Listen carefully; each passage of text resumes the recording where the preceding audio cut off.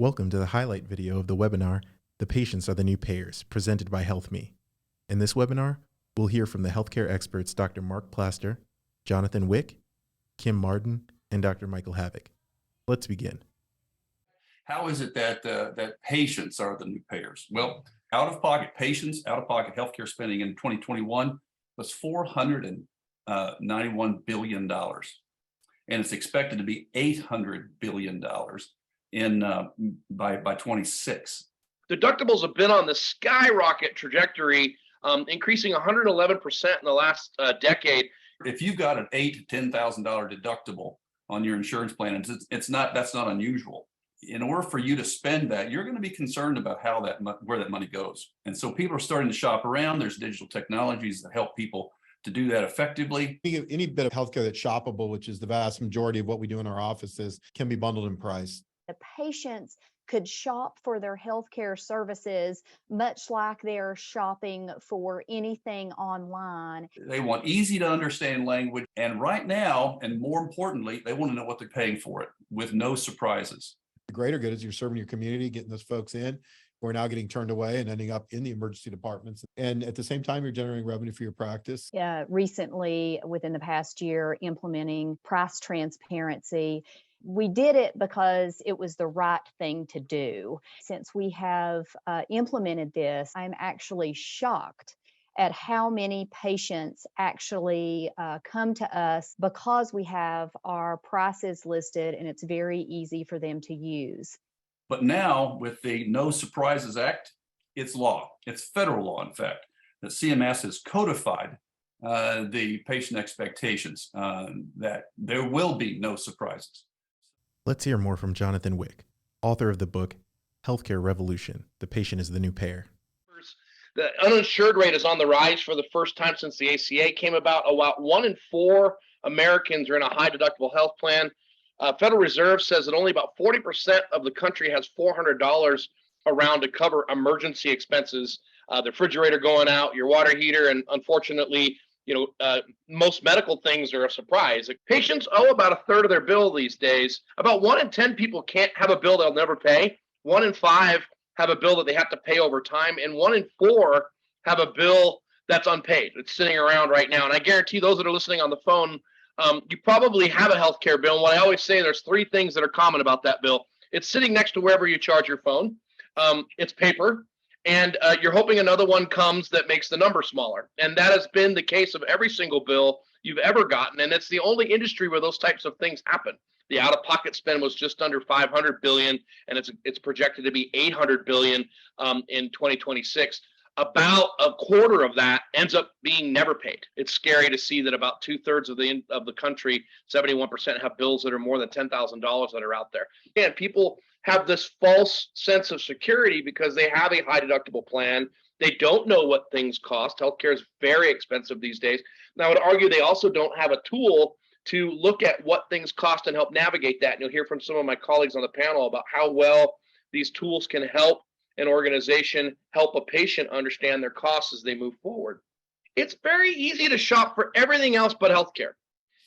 I couldn't agree more, Jonathan. To face these difficulties with a practical solution for patients and clinics, practicing orthopedic surgeon at Ortho Collier, Dr. Michael Havig, created HealthMe. Let's find out why and how he developed this turnkey software. I found I was turning these folks away. They were calling to schedule an appointment, saying they don't have insurance, they're willing to pay cash, asking for the price for an office visit, things like that. And my staff turned them away despite the fact we had a piece of paper with pricing on it somewhere in the office. Because we're asking the staff, who we've done nothing but train in third-party billing collections, to number one, predict the future, figure out what I was going to do for the patients. And then they had to negotiate with the patient. Then they had to collect the payment at the time of service. And all those things are difficult for our staff to do. And I realized we need to create a process. So that's why I started bundling and transparently pricing my services. I get to set my price. It's not an insurance company telling me what I have to charge or what they're willing to pay me. I'm paid at the time of service. There's no headaches, the billing collection revenue cycle that costs us a lot of time, energy, and money. I get to spend more time treating the patients. And the bottom line is it's made things easier for my patients, my staff, and for me. 58% of Americans have high deductible plans. There's 58 million workers with 1099, that are 1099 employees. including gig economy workers, which are growing. And most employers are self-funded, right? So even though I set out to solve this problem for, self-insured, uninsured, underinsured folks in my community, what we found is then employers and TPAs and people that navigate care for them start to find you as well. And so there's this growing group of payers, but our practices really have not adapted to this movement. With fewer than 10% of practices offering direct pay options, 82% of people want to shop, and they can't shop because our practices just aren't equipped for e-commerce. And so do we have a strategy, right? And if we don't, we need to get one. We help you bundle and price your services. We help you create your digital marketplace and actually create that for you. You can see an example of that over here with Kim's practice. And we can automate and streamline GFE compliance for you. If patients are given a consumer-centric digital transaction experience, they're very willing kind of to pay in advance because this is how they're used to buying hotel rooms and airplane tickets and everything else in the world. And so truly in healthcare, patients are the new payers, and we really need to give them the same experience that they've come to expect in every other industry they deal with on a day-to-day basis. Well said, Dr. Havig. Now, more from Kim Marden, Chief Executive Officer of Watauga Orthopedics. I was asked to be on the panel more from a practical experience. The patients are thrilled with it because on our website, it actually states what they will be receiving for the price that we are charging them. It is more of the self-pay patients that we've never seen at the hospital and those high deductible patients that are using this type of coverage because it is so easy. And it streamlined that process, particularly for our front office folks. It's just like Amazon, they have a redemption code and then they walk into our office. It just made the process easier for our patients.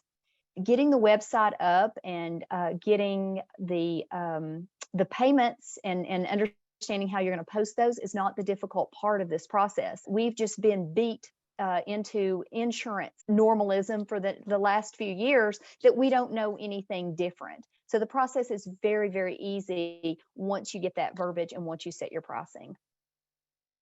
Thank you to all of our panelists for their outstanding and practical insight.